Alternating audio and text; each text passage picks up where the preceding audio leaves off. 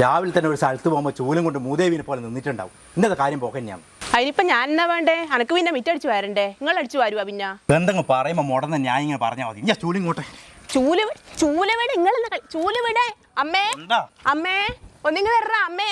രാവിലെ തന്നെ തുടങ്ങിയ രണ്ടു അമ്മേ നാട്ടുകാരെ കൊണ്ട് പറയിപ്പിക്കാൻ വിടറ പെണ്ണിനാ കൊണ്ടായി. ഇത് കണ്ട അമ്മേ, രാവിലെ തന്നെ ഒരു പണിക്ക് പോകുമ്പോൾ ചൂലും കൊണ്ട് നിൽക്കുന്നു. ഇന്നത്തെ കാര്യം പോക്ക് തന്നെയാണ്. മോനെ, നീ ഞാൻ വലിച്ചാടിയ ചൂലില്ലേ, അത് ഒരു ദിവസം വീട്ടിലില്ലെങ്കിൽ ഒരു പട്ടി പോലും കയറൂല. കണി കാണാണ്ടിക്കേണ്ട ചൂലല്ല, ഇന്നെ പോലെ തോന്നിയാ.